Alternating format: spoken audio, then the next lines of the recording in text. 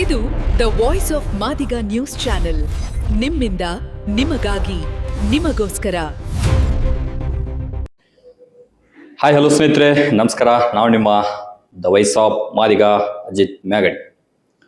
ಇವತ್ತಿನ ದಿನ ಏನೊಂದು 12ನೇ ತಾರೀಕು ನಡೀತಕ್ಕಂಥ ಬೃಹತ್ ಹೋರಾಟ, ಮಾದಿಗರ ಒಳ ಮೀಸಲಾತಿಯ ಕೂಗು.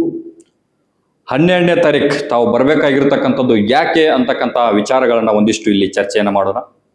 ಈಗಾಗಲೇ ಕರ್ನಾಟಕ ಸರ್ಕಾರ ಏನೊಂದು 56,000 ಹುದ್ದೆಗಳ ನೇಮಕಾತಿಯಲ್ಲಿ ಒಳ ಮೀಸಲಾತಿ ಇಲ್ಲದೆ ನೇಮಕವನ್ನ ಮಾಡಲಿಕ್ಕೆ ಹೊರಟಿರ್ತಕ್ಕಂಥ ವಿದ್ಯಾರ್ಥಿಗಳ ಏನೊಂದು ಪ್ರತಿಭಟನೆ ಇತ್ತು. ಆ ಪ್ರತಿಭಟನೆಯನ್ನ ನೋಡಿ ಸರ್ಕಾರ ಫೆಬ್ರವರಿ 26ನೇ ತಾರೀಕು ಒಂದು ಕ್ಯಾಬಿನೆಟ್ ಅನ್ನ ಮಾಡ್ತದ. ಅದಾದ ನಂತರ 27ನೇ ತಾರೀಕೆ DPR ದಿಂದ ಸರ್ಕ್ಯುಲರ್ ಅನ್ನ ಹೊರಡಿಸ್ತಾರ. 56,000 ಹುದ್ದೆಗಳನ್ನ ನಾವು ರಿಕ್ರೂಟ್ಮೆಂಟ್ ಮಾಡ್ತೀವಿ, ನೇಮಕಾತಿಯನ್ನ ಮಾಡ್ತೀವಿ ಅಂತಕ್ಕಂಥದ್ದನ್ನ ಹೊರಡಿಸ್ತಕ್ಕಂಥದ್ದು. ಹಾಗಾದ್ರೆ 35 ವರ್ಷಗಳ ಕಾಲ ಹೋರಾಟ ಮಾಡಿರ್ತಕ್ಕಂಥ ಮಾದಿಗರ ಕೂಗು, ಮಾದಿಗರ ಒಂದು ಧ್ವನಿ ಅಂತಕ್ಕಂಥದ್ದು ಏನು? ಹಾಗಾದ್ರೆ ಲಕ್ಷ ಗಂಟ್ಲೆ ಹುಬ್ಬಳ್ಳಿ ಸಮಾವೇಶ, ಬೆಳಗಾವಿಯಲ್ಲಿ ಲಾಠಿ ಚಾರ್ಜಿನ ಏಟು, ಅದೇ ರೀತಿಯಾಗಿ ಬೆಂಗಳೂರಲ್ಲಿ ಅನೇಕ ಹೋರಾಟಗಳು, ಪ್ರತಿಭಟನೆಗಳು ಎಲ್ಲ ನಡೆದ್ರು ಕೂಡ ಇವತ್ತಿನ ದಿನ ಸರ್ಕಾರ ಮೀನಾಮೇಷ ಮಾಡ್ತಕ್ಕಂಥದ್ದು ಏಕೆ ಅಂತಕ್ಕಂಥದ್ದನ್ನ ನಾವು ಕೇಳಬೇಕಾಗಿದೆ. ಅದೇ ರೀತಿಯಾಗಿ ಈಗಾಗಲೇ ಏನೊಂದು ಲಾಠಿ ಚಾರ್ಜ್ 2013ರಲ್ಲಿ ಒಂದು ಲಾಠಿ ಚಾರ್ಜ್ ಬೆಳಗಾವದಲ್ಲಿ ನಡೀತದ.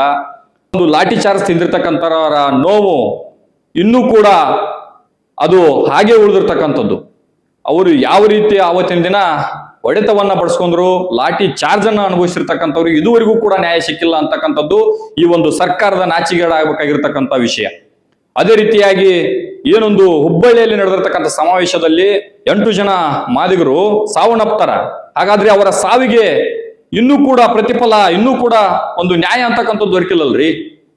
ಏನೊಂದು 8 ಜನರ ಸಾವಿಗೆ ಅವರ ಅಪ್ಪ ಅಮ್ಮ, ನನ್ನ ಮಗ ಎದಕ್ಕೆ ಸತ್ತ ಅನ್ನೋದು ಕೂಡ ಅವರ ಗೊಂದಲದಲ್ಲಿರುವಂತೆ ಮಾಡಿರ್ತಕ್ಕಂಥ ಈ ಒಂದು ಸರ್ಕಾರದ ಮಕ್ಕಳು ತಮ್ಮ ಅಪ್ಪಂದಿರು ಎದಕ್ಕೆ ಸತ್ರ ಅಂತಕ್ಕಂಥದ್ದನ್ನು ಹೇಳದ ಒಂದು ಪರಿಸ್ಥಿತಿಯನ್ನ ಈ ಸರ್ಕಾರ ಇವತ್ತಿನ ದಿನ ನಿರ್ಮಾಣ ಮಾಡಿರ್ತಕ್ಕಂಥದ್ದು ಎಷ್ಟರ ಮಟ್ಟಿಗೆ ಸರಿ ಅಂತಕ್ಕಂಥದ್ದು ತಾವೆಲ್ಲರೂ ಕೂಡ ಮಾದಿಗರು, ಸ್ವಾಭಿಮಾನ ಹೊಂದಿರತಕ್ಕಂಥ ಮಾದಿಗರು ಪ್ರತಿಯೊಬ್ಬರು ಯೋಚನೆ ಮಾಡಬೇಕಾಗಿರ್ತಕ್ಕಂಥದ್ದು.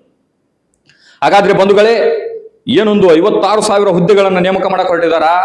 ಇವತ್ತಿನ ದಿನ ರಾಜ್ಯಪಾಲರ ಅಂಕಿತವಾದ್ರೂ ಕೂಡ ಅದನ್ನ ನೇಮಕಾತಿಯಲ್ಲಿ ಬಳಸಿಕೊಳ್ಳದೆ ಮೀನಾಮೇಷವನ್ನ ಮಾಡುತ್ತಾ ಇವತ್ತಿನ ಹೆಚ್ಚು ಮಾದೇವಪ್ಪವನ್ನ ನಾವು ಕೇಳ್ತಕ್ಕಂಥ ಉದ್ದೇಶ ಏನು? ಸಮಾಜ ಕಲ್ಯಾಣ ಇಲಾಖೆಯನ್ನೇ ನಾವು ಯಾಕೆ ಪ್ರಶ್ನೆ ಮಾಡ್ತಾ ಇದೀವಿ ಅಂತಕ್ಕಂಥದ್ದನ್ನ ನೋಡಿದಾಗ, ಸಮಾಜ ಕಲ್ಯಾಣ ಇಲಾಖೆ ಅಧಿಕಾರಿಗಳೇ, ಸಮಾಜ ಕಲ್ಯಾಣ ಇಲಾಖೆ ಸಚಿವರೇ ಏನಪ್ಪಾ ಅಂತಂದ್ರೆ ನೋಡಲ್ ಅಧಿಕಾರಿ ಇರ್ತಕ್ಕಂಥದ್ದು.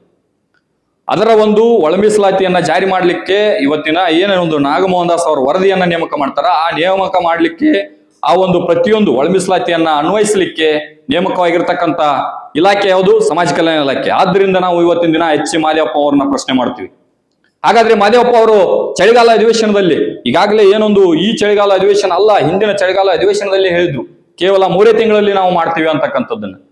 ಹಾಗಾದ್ರೆ 2 ವರ್ಷಗಳ ಕಾಲ ನೀವು ಮುಂದೂಡಿದ್ದಕ್ಕೆ ಈ ಒಂದು ನೇಮಕಾತಿಗಳನ್ನ 2 ವರ್ಷಗಳ ಕಾಲ ಇಲ್ಲ ಒಳ ಮೀಸಲಾತಿ ಜಾರಿ ಮಾಡಿ ಕೇಶಿಂದ ನಾವು ನೇಮಕಾತಿ ಮಾಡ್ತೀವಿ ಅಂತ ಕೇಶಿಂದ 60 ರಿಂದ 70 ಸಾವಿರ ಹುದ್ದೆಗಳನ್ನ ರದ್ದು ಮಾಡಿದ್ದಕ್ಕೆ ಅದಕ್ಕೆ ಎಲ್ಲಿದೆ ನ್ಯಾಯ? ತಾವೆಲ್ಲರೂ ಕೂಡ ಪ್ರಶ್ನೆ ಮಾಡಬೇಕಾಗಿರ್ತಕ್ಕಂಥ ಅನಿವಾರ್ಯತೆ, ಅವಶ್ಯಕತೆ ಇರತಕ್ಕಂಥದ್ದು ಬಂಧುಗಳೇ. ಅದೇ ರೀತಿಯಾಗಿ ಇವತ್ತಿನ ದಿನ ಏನೊಂದು 27ನೇ ತಾರೀಕು ಕ್ಯಾಬಿನೆಟ್ ಅನ್ನ ಹಾಕಿದ್ದಾರೆ.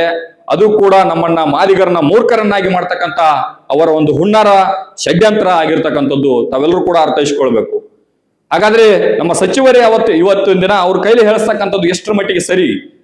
ನಮ್ಮ ಸಚಿವರು ಹೇಳಿದ್ರು ಕೂಡ ಅವರ ಒಂದು ಪಕ್ಷದ ಅದು ನಿರ್ಧಾರಗಳಾದ್ರೂ ಕೂಡ ಲಕ್ಷ ಗಂಟಲೆ ಇವತ್ತಿನ ದಿನ ಏನಪ್ಪಾ ಅಂತಂದ್ರ ಪ್ರತಿ ಜಿಲ್ಲೆ ಹಳ್ಳಿಯಿಂದ, ತಾಲೂಕಿನಿಂದ, ಹೋಬಳಿ ಮಟ್ಟದಿಂದ ಬರ್ತಕ್ಕಂಥ ಜನರ ಒಂದು ಕೂಗು. ಇವತ್ತಿನ ದಿನ ಬಿ ಕೃಷ್ಣಪ್ಪ ಅವರು ಬೆಂಗಳೂರಿಗೆ ಕಾಲಿಟ್ರೆ ಅವತ್ತಿನ ದಿನ ಏನು ಇಡೀ ಕರ್ನಾಟಕ ಸರ್ಕಾರವೇ ನಡೀತಾ ಇತ್ತು, ಅಂತ ಒಂದು ಪರಿಸ್ಥಿತಿ ಇವತ್ತಿನ ದಿನ ನಮ್ಮೆಲ್ಲ ನಾಯಕರು ಕೊಡ್ಕೊಂಡು ನಿರ್ಮಾಣ ಮಾಡಿರ್ತಕ್ಕಂಥದ್ದು. ಇದುವರೆಗೂ ನಡೀತಕ್ಕಂಥ ಏನೊಂದು ಬಿಡಿಯಾಗಿ ಹೋರಾಟಗಳು ನಡೀತಾ ಇದ್ವು. ಆದರೆ ಇವತ್ತಿನ ದಿನ ಮಾರ್ಚ್ 12ನೇ ತಾರೀಕು ನಡೀತಕ್ಕಂಥ ಹೋರಾಟ ಇಡಿಯಾಗಿ ಎಲ್ಲರೂ ಒಗ್ಗಟ್ಟಿನಿಂದ ಐಕ್ಯತೆ ಸಮಾವೇಶ ಅನ್ನುವ ಮುಖಾಂತರ ಮಾದಿಗ ಸಮುದಾಯಕ್ಕೆ ನ್ಯಾಯವನ್ನ ಒದಗಿಸಲೇಬೇಕು ಅಂತಕ್ಕಂಥ ಉದ್ದೇಶದಿಂದ ಇವತ್ತಿನ ದಿನ ಮಾರ್ಚ್ 12 ನಡೀತಕ್ಕಂಥ ಹೋರಾಟ. ಹಾಗಾದ್ರೆ ತಾವೆಲ್ಲರೂ ಕೂಡ ಅದರಲ್ಲಿ ಭಾಗವಹಿಸಲೇಬೇಕು, ತಮ್ಮ ಹಕ್ಕನ್ನ ಪಡಿಲೇಬೇಕು. ಹಾಗಾದ್ರೆ ನಾವು ಯಾಕೆ ಬರಬೇಕಪ್ಪ ಅಂತಕ್ಕಂಥ ತಮ್ಮ ವಿಚಾರಗಳಲ್ಲಿ ಒಂದಿಷ್ಟು ಉದಾಹರಣೆಗಳನ್ನ ನಾನು ನೀಡ್ತೀನಿ. 545 ಅಂತಕ್ಕಂಥ ಒಂದು PSI ಹುದ್ದೆಗಳಲ್ಲಿ 82 SC ಸಮುದಾಯಕ್ಕೆ ಬರ್ತಿದ್ದು, SC ಸಮುದಾಯದಲ್ಲಿ ನಮಗೆ ಒಂದು ವೇಳೆ ಡಿವೈಡೇಷನ್ ಆಗಿದ್ದೇ ಆದಲ್ಲಿ ನಮಗೆ ಸಿಗ್ತಕ್ಕಂಥ ಹುದ್ದೆಗಳ ಸಂಖ್ಯೆ 28 ಅಥವಾ 29 ಹುದ್ದೆಗಳು ಸಿಗ್ತಾ ಇದ್ವು. ಆದರೆ ಏನೊಂದು ಒಳ ಮೀಸಲಾತಿ ಅನ್ವಯಿಸದೆ 545 ಹುದ್ದೆಗಳ ನೇಮಕಾತಿ ಆಗ್ತದ. ಅಲ್ಲಿ ನಮ್ಮ ವಿದ್ಯಾರ್ಥಿಗಳು, ನಮ್ಮ ಸಮುದಾಯದ ವಿದ್ಯಾರ್ಥಿಗಳು ಆಯ್ಕೆ ಆಗಿರ್ತಕ್ಕಂಥ ಸಂಖ್ಯೆ ಎಷ್ಟಪ್ಪ ಅಂದ್ರೆ ಕೇವಲ 2 ಜನ. ಹಾಗಾದ್ರೆ ನಮ್ಮ ಪಾಲು ನಮಗೆ ಬೇಕಲ್ಲ, ನಮ್ಮ ಪಾಲು ನಮಗೆ ಸಿಕ್ಕಿದ್ರೆ 29 ಜನ ಆಯ್ಕೆ ಆಗ್ತಾ ಇದ್ರು. ಆದ್ರೆ 2 ಜನ ಆಯ್ಕೆ ಆಗಿರ್ತಕ್ಕಂಥದ್ದು ಯಾರ ಒಂದು ತಪ್ಪು? ನಮ್ಮ ಹಕ್ಕನ್ನ ನಾವು ಕೇಳ್ತಾ ಇದೀವಿ. ಇದುವರೆಗೂ ಕೂಡ ನಮ್ಮ ಮಾದಿಗ ಸಮುದಾಯ 35 ವರ್ಷಗಳ ಕಾಲ ಯಾರನ್ನು ಕೂಡ ಅನ್ಯಾಯ ಮಾಡ್ರಿ, ಅವ್ರದ್ದು ನಮಗೆ ಕಸದು ಕೊಡ್ರಿ ಅಂತಕ್ಕಂಥ ಮಾತನ್ನ ಒಂದು ಸಾರಿ ಹೇಳಿಲ್ಲ. ಆದ್ರೆ ಮಾದಿಗರು ಹೇಳ್ತಕ್ಕಂಥದ್ದು ನಮ್ಮ ಪಾಲನ್ನ ನಮಗೂ ಕೊಡ್ರಿ ಅಂತಕ್ಕಂಥ ಮನೋಭಾವನೆ ಇರ್ತಕ್ಕಂಥವ್ರು, ಕರುಣಾಮಯ ಅಂತಕ್ಕಂಥವ್ರು. ಇವತ್ತಿನ ದಿನ ಅವರನ್ನ ಎಷ್ಟಂತ ಬೀದಿಯಲ್ಲಿ ನಿಲ್ಲಿಸ್ತೀರಿ? ಸರ್ಕಾರಕ್ಕೆ ನಾಚಿಕೆ ಆಗಬೇಕು. ನಮ್ಮದೇನಪ್ಪಾ ಅಂತಂದ್ರೆ ನೇಮಕಾತಿ ಮಾಡ್ಲಿಕ್ಕೆ ಯಾವುದೇ ರೀತಿಯ ತಕರಾರಿಲ್ಲ, ನೇಮಕಾತಿ ಮಾಡ್ಲಿ ಅಂತ ಹೇಳ್ತಕ್ಕಂಥದ್ದು ನಾವು ಕೂಡ. ಹಾಗಾದ್ರೆ ನಮ್ಮ ವಿದ್ಯಾರ್ಥಿಗಳಿಗೂ ಕೂಡ ಏಜ್ ಆಗ್ತಾ ಇದೆ, ನಮ್ಮ ವಿದ್ಯಾರ್ಥಿಗಳು ಕಾಯ್ತಾ ಇದ್ದಾರೆ, ಅವರು ಕೂಡ ನ್ಯಾಯ ದೊರಿಬೇಕಲ್ಲ. ಈವರೆಗೂ ಕೂಡ ಎಷ್ಟೋ ವಿದ್ಯಾರ್ಥಿಗಳು ಬೀದಿಯಲ್ಲಿ ನಿಂತಿರ್ತಕ್ಕಂಥದ್ದು ತಮ್ಮ ಜೀವನವನ್ನೇ ಈ ಒಂದು ಹೋರಾಟಕ್ಕೆ ಮುಡಿಪಾಗಿಟ್ಟಾರ. ಕೆಲವೊಬ್ರು ತಮ್ಮ ಮಕ್ಕಳನ್ನ ಕಳ್ಕೊಂಡಾರ ಹೋರಾಟದಲ್ಲಿ, ಅದೇ ರೀತಿಯಾಗಿ ತಮ್ಮ ಮನೆ ಮಠಗಳನ್ನ ಬಿಟ್ಟಿದ್ದಾರ. ಇಂಥ ಒಂದು ಪರಿಸ್ಥಿತಿಯಲ್ಲೂ ಕೂಡ ಸರ್ಕಾರ ಅದನ್ನ ಯಥೇಚ್ಛವಾಗಿ ಏನಪ್ಪಾ ಅಂತಂದ್ರೆ ಷಡ್ಯಂತ್ರದ ಮೂಲಕ 27ನೇ ತಾರೀಕು ನಾವು ಕ್ಯಾಬಿನೆಟ್ ಅನ್ನ ಮಾಡಿ ಆ ಒಂದು ಚರ್ಚೆಯನ್ನ ಮಾಡ್ತು ಅಂತ ಹೇಳ್ತಾರ. ನಾಚಿಕೆ ಆಗಬೇಕು ಸರ್ಕಾರಕ್ಕೆ. ಇನ್ನೂ ಕೂಡ ಚರ್ಚೆಯನ್ನ ಮಾಡುವ ನಿಟ್ಟಿನಲ್ಲಿ ಇದ್ದೀರಿ ಅಲ್ರಿ. 2 ವರ್ಷಗಳ ಕಾಲ ನಾಗಮೋಹನ್ ದಾಸ್ ಅವರು ವರದಿ ಕೊಟ್ಟದ ಪ್ರಕಾರ ತಾವೇನಾದ್ರೂ ಜಾರಿ ಮಾಡಿದ್ದೆ ಆದಲ್ಲಿ ಇವತ್ತಿನ ದಿನ ಮಾದಿಗರಿಗೆ ಅನ್ನೋಕ್ಕಿಂತ ಎಲ್ಲರೂ ಕೂಡ 101 ಜಾತಿಗಳಿಗೂ ಕೂಡ ಏನಪ್ಪಾ ಅಂತಂದ್ರೆ ಸಾಮಾಜಿಕ ನ್ಯಾಯ ದೊರೆತಕ್ಕಂಥದ್ದು. ತಾವು ಮಾಡಿರ್ತಕ್ಕಂಥ ಅನ್ಯಾಯದಿಂದ ಇವತ್ತಿನ ದಿನ ರಿಟ್ ಪಿಟಿಷನ್ ಬಿದ್ದಿರ್ತಕ್ಕಂಥದ್ದು, ಅದರ ಮೇಲೆ ಕೇಸ್ಗಳಾಗಿರ್ತಕ್ಕಂಥದ್ದು. ಇವತ್ತಿನ ದಿನ ಪ್ರಿಯಾಂಕಾ ಖರ್ಗೆ ಅವ್ರು ಹೇಳ್ತಾರ 6 ರಿಟ್ ಪಿಟಿಷನ್ ಅದಾವ್ರೆ. ಏನು ಪ್ರಿಯಾಂಕಾ ಖರ್ಗೆ ಅವ್ರೆ, ತಾವು ತಿಳ್ಕೊಳ್ಳಿ, ತಾವು ಮಾಡಿರ್ತಕ್ಕಂಥ ಏನೊಂದು ತಪ್ಪಿನಿಂದಾಗಿ ಸರ್ಕಾರ ತಮಗೆ ಬೇಕಾದ ಅನುಕೂಲಕ್ಕೆ ತಕ್ಕಂತೆ ತಾವು ಮಾಡಿಕೊಂಡಿರ್ತಕ್ಕಂಥದ್ದು 665 ಅಂತಕ್ಕಂಥದ್ದು. ಸ್ವತಃ ನಾಗಮೋಹನ್ ದಾಸ್ ಅವ್ರು ಕೊಟ್ಟಿದ್ದು ಯಾವ ರೀತಿ ಇತ್ತು?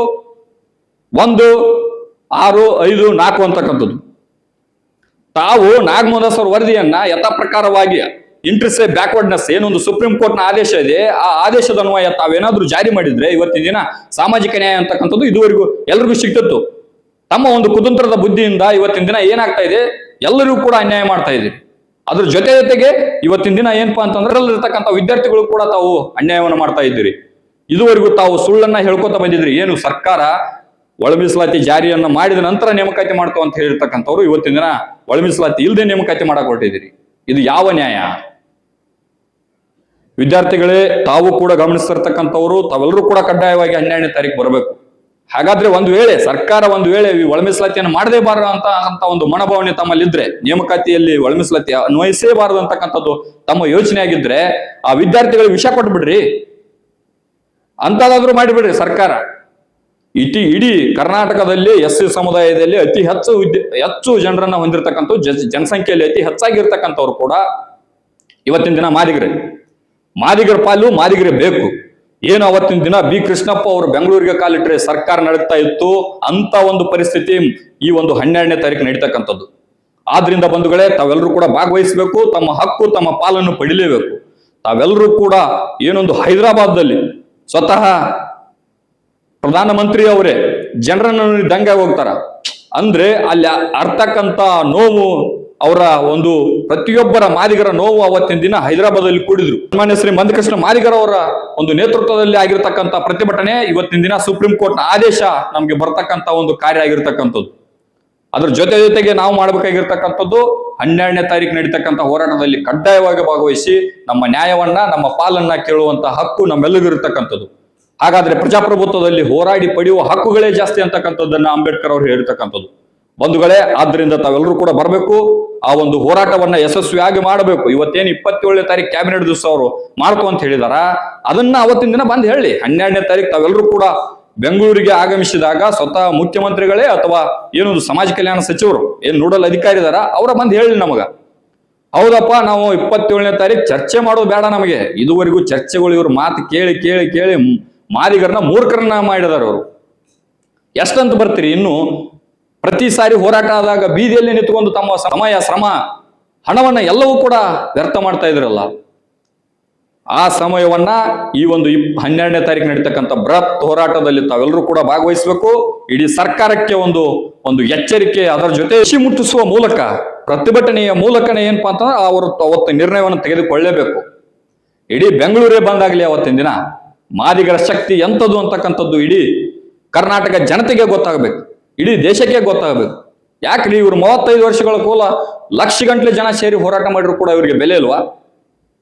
ಎಲ್ಲಿವರೆಗೂ ತಮ್ಮನ್ನ ತಾವು ಅರಿಯೋದಿಲ್ವೋ ಅಲ್ಲಿವರೆಗೂ ಕೂಡ ಈ ಸರ್ಕಾರಗಳು ನಮ್ಮನ್ನ ಕೀಳು ಮಟ್ಟದಲ್ಲಿ ಇವರಿಗೆ ಯಾವ ರೀತಿ ಬೇಕೋ ಅದೇ ರೀತಿಯಲ್ಲಿ ಈ ಕಾರ್ಯವನ್ನ ಮಾಡ್ಕೊತ ಹೋಗ್ತಿರ್ತಾರೆ. ಈ ಒಂದು ನಿಮ್ಮ ಹೋರಾಟ ಮುಂದಿನ ದಿನಗಳಲ್ಲಿ ರಾಜಕೀಯ ನಿರ್ಧಾರವನ್ನ ತೆಗೆದುಕೊಳ್ತಕ್ಕಂಥ ಹೋರಾಟ ಆಗಲಿ. ಬಂಧುಗಳೇ, ಇವತ್ತಿನ ದಿನ ಏನೊಂದು 12ನೇ ತಾರೀಕು ಇರ್ತಕ್ಕಂಥ ಕ್ಯಾಬಿನೆಟ್ ಅನ್ನ 27ನೇ ತಾರೀಕು ಹಾಕಿರ್ತಕ್ಕಂಥದ್ದು. ಇಲ್ಲಿ ನಾವು ಷಡ್ಯಂತ್ರವನ್ನ ಅರ್ಥ ಮಾಡ್ಕೋಬೇಕಾಗಿದೆ. ಏನೊಂದು ವಿದ್ಯಾರ್ಥಿಗಳಿಗೆ ನೇಮಕಾತಿಯನ್ನ 30 ದಿನಗಳಲ್ಲಿ ನಾವು ಮಾಡ್ತೀವಂತ ಭರವಸೆಯನ್ನ ನೀಡಿದ್ದಾರ. ಆ ಒಂದು 30 ದಿನಗಳ ಒಂದು ಭರವಸೆ ಅಂತಕ್ಕಂಥದ್ದು 27ರಿಂದ 27ರವರೆಗೆ ಎಲ್ಲ ನೋಟಿಫಿಕೇಶನ್ ಹೊರಡಿಸಿ ನಂತರದಲ್ಲಿ ಇವ್ರು ಚರ್ಚೆ ಮಾಡ್ತಾರಂತ. ಇದು ಎಷ್ಟರ ಮಟ್ಟಿಗೆ ನ್ಯಾಯ? ಹಾಗಾದ್ರೆ ಲಕ್ಷಾನು ಗಂಟಲೆ ಹೋರಾಟವನ್ನ ಮಾಡಿರ್ತಕ್ಕಂಥ ಮಾದಿಗರಿಗೆ ಬೆಲೆ ಇಲ್ವಾ? ಹಾಗಾದ್ರೆ ಇವರೇ ಮಾಡಿರ್ತಕ್ಕಂಥ 4 ಕ್ಯಾಬಿನೆಟ್ ನಲ್ಲಿ ಚರ್ಚೆ ಮಾಡಿರ್ತಕ್ಕಂಥದಕ್ಕೆ ಬೆಲೆ ಇಲ್ವಾ? ಹಾಗಾದ್ರೆ 2 ಅಧಿವೇಶನಗಳನ್ನ ಮಾಡ್ತಾರ, 2 ಅಧಿವೇಶನಗಳಲ್ಲಿ ಬಿಲ್ ಕುರಿತಾಗಿ ಮಾತಾಡ್ತಾರ, ಚರ್ಚೆಯನ್ನ ಮಾಡ್ತಾರ. ಹಾಗಾದ್ರೆ ಅದಕ್ಕೆ ಬೆಲೆ ಇಲ್ವಾ? ಈಗಾಗಲೇ ಏನಪ್ಪಾ ಅಂತಂದ್ರ ಬಾಬು ಜಗಜೀವನರಾಮ್ ಜಯಂತಿ ಅಂದು ಸ್ವತಃ ಸಿದ್ದರಾಮಯ್ಯ ಅವರೇ ಮುಂಬರ್ತಿಯನ್ನು ಕೂಡ ನಾವು ಮಾಡ್ತೀವಿ ಅಂತ ಹೇಳಿಕೆಶಿಂದ ಅವತ್ತು ಹೇಳ್ತಾರಲ್ಲ, ಅದಕ್ಕೂ ಬೆಲೆ ಇಲ್ವಾ? ಇವರೇ ಮಾತಾಡಿದ್ದಕ್ಕೆ ಇವರೇ ಬೆಲೆ ಇಲ್ಲ ಅಂದ್ರೆ ಎಷ್ಟರ ಮಟ್ಟಿಗೆ ಸರಿ ಅಂತಕ್ಕಂಥ. ಹಾಗಾದ್ರೆ ಮಾದಿಗರು ಇದುವರೆಗೂ 35 ವರ್ಷಗಳ ಕಾಲ ಹೋರಾಟ ಮಾಡಿರ್ತಕ್ಕಂಥದ್ದು ಬೆಲೆ ಇಲ್ವಾ? ಎಲ್ಲವನ್ನ ಅರ್ಥ ಮಾಡ್ಕೋಬೇಕು. ತಾವೆಲ್ಲರೂ ಕೂಡ ಕಡ್ಡಾಯವಾಗಿ 12ನೇ ತಾರೀಕು ಬರಲೇಬೇಕು. ಆ ಹೋರಾಟವನ್ನ ಯಶಸ್ವಿಯಾಗಿ ಸರ್ಕಾರಕ್ಕೆ ಬಿಸಿ ಮುಟ್ಟಿಸುವಂತ ಕೆಲಸವನ್ನ ತಾವೆಲ್ಲ ಮಾಡ್ಬೇಕಂತ ತಮ್ಮಲ್ಲಿ ವಿನಂತಿಯನ್ನು ಮಾಡ್ತಾ ಎಲ್ಲರೂ ಕೂಡ ನಮಸ್ಕಾರ, ಧನ್ಯವಾದ. ದ ವಾಯ್ಸ್ ಆಫ್ ಮಾದಿಗ, ನಿಮ್ಮಿಂದ ನಿಮಗಾಗಿ, ಸತ್ಯದ ಪರವಾಗಿ, ಸಮಾನತೆಯ ಹಾದಿಯಲ್ಲಿ.